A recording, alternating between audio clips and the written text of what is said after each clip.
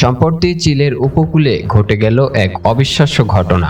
চিলের Patagonia অঞ্চলে বরফ শীতল পানিতে এক বাবা ছেলের কেয়ারিং অ্যাডভেঞ্চার রীতিমতো দুঃস্বপ্নে পরিণত হয়।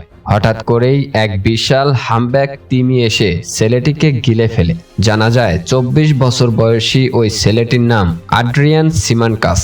সম্প্রতি বাবা ডেলের সঙ্গে সাগরে কেয়ারিং অ্যাডভেঞ্চারে গিয়েছিলেন তিনি। ঘটনার এক ভিডিওতে দেখা যায় অ্যাড্রিয়ানের বাবা ডেলে যখন দারুণ সব ঢেউয়ের ভিডিও করছিলেন তখনই আচমকা বিশাল এক তিমি উঠে আসে তার কাছে। মুহূর্তেই তিমিটি অ্যাড্রিয়ানকে তার নৌকা সহ মুখের ভেতর টেনে নেয়। তবে কয়েক সেকেন্ডের মধ্যেই দেখা যায় তাকে আবার বের করে দিয়েছে তিমিটি।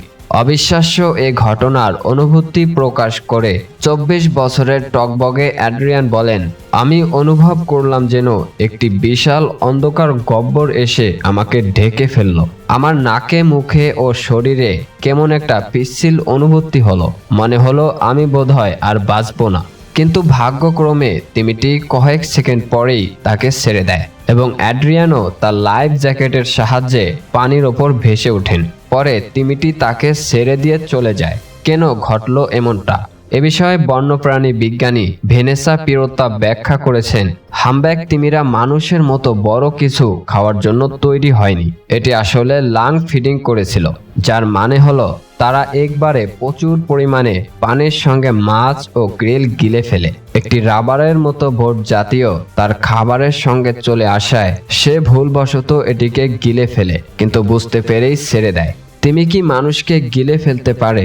এমন প্রশ্নের জবাবে ভেনেসা বলেন, না, তিমিদের ঘাড়ের গঠন ও সরু খাদ্যনালী মানুষের মতো বড় কিছু গেলার উপযোগী নয়, তাই এটি নিছক দুর্ঘটনা ছিল।